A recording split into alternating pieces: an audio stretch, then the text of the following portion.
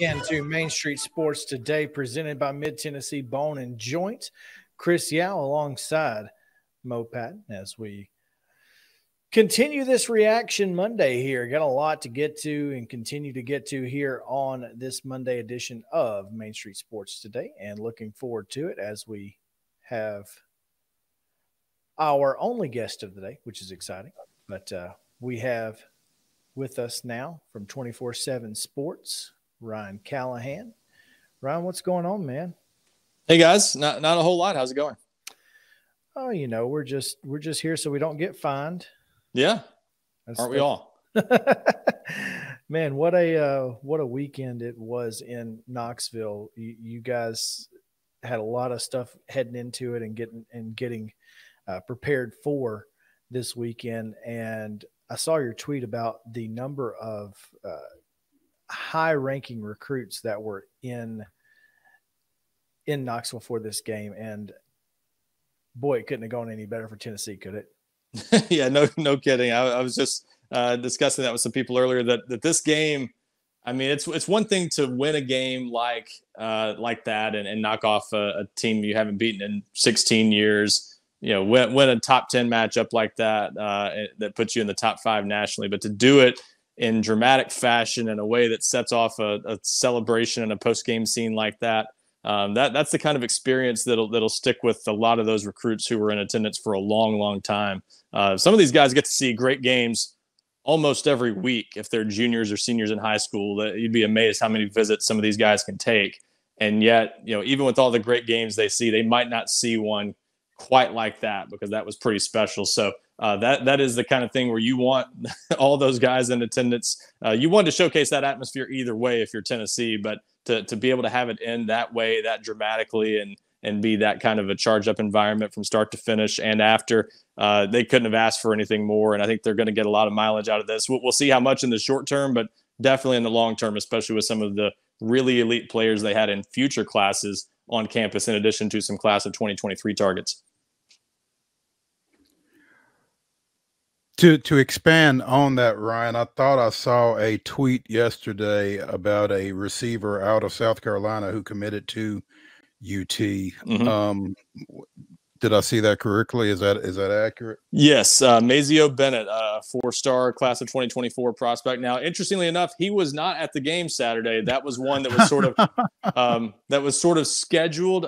He was in town for the Florida game a few weeks earlier and had basically committed by the end of that visit and just waited to announce his decision on his birthday, which was Sunday. So that's why that one happened. Kind of coincidental timing, but definitely gave the appearance that it was a result of Tennessee's win Saturday or that atmosphere. But yeah, he was not on campus for that one, just waiting until his birthday to announce a decision he had basically made a few weeks earlier. But still another sign of where, you know, Tennessee has things headed, I think, in the 2024 class. Yeah, those are high school juniors. They've already got 3 commitments for that class. One of them from a 5-star, Jonathan Eccles, and another from a 4-star now. So off to a pretty good start in that class, which I think is always a good sign of having things pretty healthy in recruiting when you're getting early commitments like that, and kind of shows the continuity the staff is starting to build too. So that was a non-Alabama related commitment then, and it was a 24, as you said. So obviously this has got to spur some momentum. Are you hearing anything in the aftermath? Have you spoken to very many recruits that have been swayed, you feel like, by the events of the weekend? Well, I think a lot of guys, especially the ones in future classes, but at least one 2023 target. I've spoken with Tyler Scott, a really fast rising defensive back out of Georgia, who is blown up lately. Just decommitted from Arkansas State a couple weeks ago, and since then has gotten offers from Alabama, Miami, Oklahoma, USC, and others. Tennessee offered a few days before he decommitted, and this was his first visit to Tennessee. You know, last week he visits Alabama, comes away from there, gets an offer a couple days later, and he's in one interview called Alabama his leader. Now he visits Tennessee. Essentially, they're on top right now, but it still feels like that one. It might be a long way to go in that one if he follows through on his plan to take some official visits, maybe all 5 over the next several weeks. But that's one where I think Tennessee definitely has him leaning in their direction, at least at the moment. And then guys like David Hobbs, who that's a Tennessee-Alabama battle maybe. And so that was a an especially important visit for Tennessee. He's got a couple official visits left. Looks like he's going to Georgia and Alabama with his last 2 visits, but one last chance for Tennessee to get him on campus before he decides maybe next month. And he sees that environment already like Tennessee. So I think that helped Tennessee's chances with him. But a lot of those early targets in the 2024 and 2025 classes had multiple guys in those classes tell me, if one kid came straight out and said, if I was making my decision today, I would probably go to Tennessee, and a couple guys saying, hey, Tennessee leads for me. So we'll see over the long haul how much that sticks, but at least the immediate reaction to that, and you can get some emotional reaction sometimes after visits that doesn't stick, but I think there's some traction to it that might be more of a long-term impact. But some guys that I think really were swayed, or this at least added to their serious interest in Tennessee enough to really make an impact. And with that many guys on campus in that kind of environment, how could it not make an impact on a lot of those kids?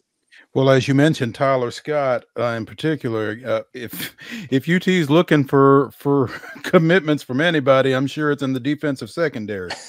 That's a good point. And now, I will say Tennessee's already done a lot to address that position. 6 defensive backs already committed to them in the 2023 class, 3 projected corners and 3 projected safeties. They've got a 4-star corner or a couple 4-star corners headlining that class, Jordan Matthews and Ricky Gibson, also Christian Conyer out of Bowling Green, Kentucky, who I like quite a bit with his upside. So they've gotten some pretty good players in the secondary already, but maybe still looking to add one more, depending on what they can get and sort of how the numbers work out. So yeah, Tyler Scott or any of a few other guys they're actively involved with would be a welcome addition, I think, as you mentioned, with what they're working with in the secondary right now. They clearly need to bring in some help there, and they certainly have immediate playing time, or at least early playing time, as a possibility to sell to those guys. Speaking with Ryan Callahan here of 24/7 Sports, and Ryan, when you look back 2 years from now at this weekend, do you think that this is the turning point, or was the turning point already happening for this Tennessee staff? Yeah, it's a really good point. I think it may be hard to separate a few different factors. If you're looking at just the trajectory of this program, you could argue in recruiting that if we look back and things work out well for Tennessee, it may be landing Nico Iamaleava, the 5-star quarterback commitment back in March. It may be the addition of NIL not being legislated really in any way, and kind of leveling the playing field in a lot of these recruiting battles that I think has benefited Tennessee and some other programs that are not up there, that haven't been up there competing for national championships on a yearly basis. I think that's already benefited some programs and made it much more competitive nationally, where Alabama, Georgia, Ohio State, those types of programs aren't getting all of the good players. They're still getting their fair share, but there's plenty to go around, and Tennessee and other schools have benefited from that. And yeah, the on-field success kind of converging with that. I think it's all kind of coming in the same short span. So it's hard to say how we'll look back at this going in the long run. Still the biggest factor in all of this still might have been the parting gift that Jeremy Pruitt left for Josh Heupel's staff in Hendon Hooker. It's amazing how that. What a story he played at Virginia Tech, started a lot of games there.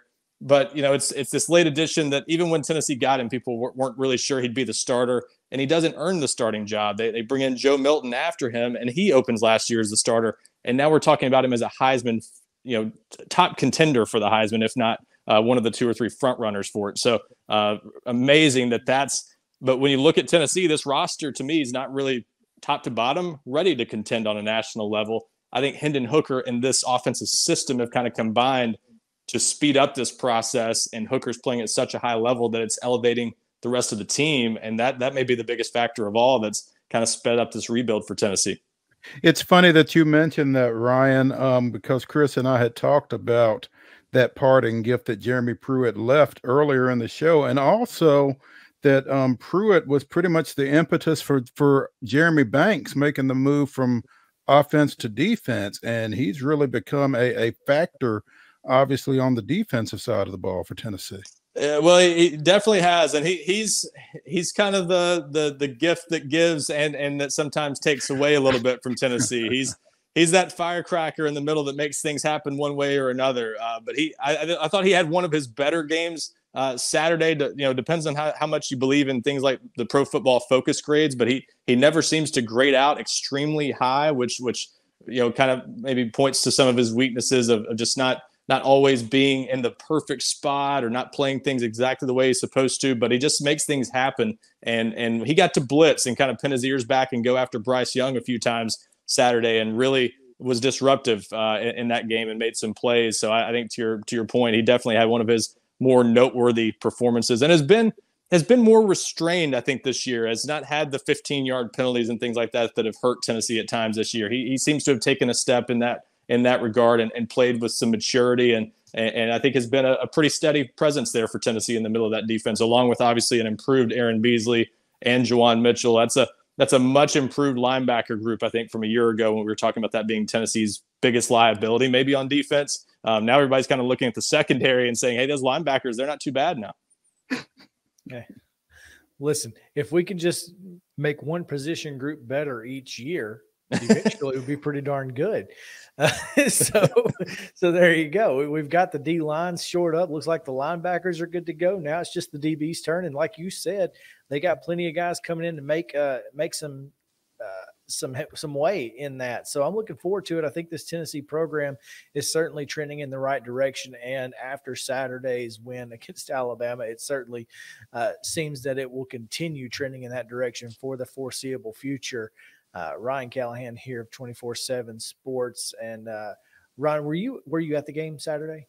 I was, I guess maybe thankfully out of the melee down there on the field. I was up above it in the press box when all that happened post game. Got to watch the craziness from afar, but yeah, I was there. Where does it rank among atmospheres and just in games you've seen? It would be hard for that not to be number one, just because of I think the celebration at the end and all that just sort of adds to the story. But it's hard for us to gauge. If you've been to that Neyland Stadium press box, it's enclosed, and that makes it so hard for us to gauge. But we were just discussing this earlier. Helps to signify to us when the crowd is at a different level is. The press box was moving a little bit at times during that game Saturday, and that's only happened a few times in my years covering Tennessee. That 2015 Oklahoma game had its moments, so that crowd was pretty loud, and we remember it moving a little bit for that game. And there have been some other moments, but not so many sustained or games of sustained energy like that one was, and that one just seemed like it was on a different level. The people who were in the stands and on the field tell me that was the case. It's there's loud and there's whatever Saturday was, and so that was, I mean, definitely if not number one, it was 1A or 1B. I've been at some games at Florida that were tough to top because it's an open air press box there, and there when that place is charged up, it's as good as it gets. But Tennessee, I'm telling you, that was a pretty great environment Saturday, and I've certainly never seen a post game celebration quite like that one. That was it was a rowdy place, and you could tell a lot of pent up frustration released in one night. There you have it. Ryan, we appreciate your time. As always, looking forward to your coverage of the near future recruiting that Tennessee is certainly going to see. I got a feeling that recency bias is definitely going to play its factors in some recruiting for the Vols, and I'll take it. So. It definitely might. I think Tennessee is probably going to have a nice little stretch here, and we'll see if the rest of their season can add to it. We appreciate your time, man. Absolutely. Thanks, guys.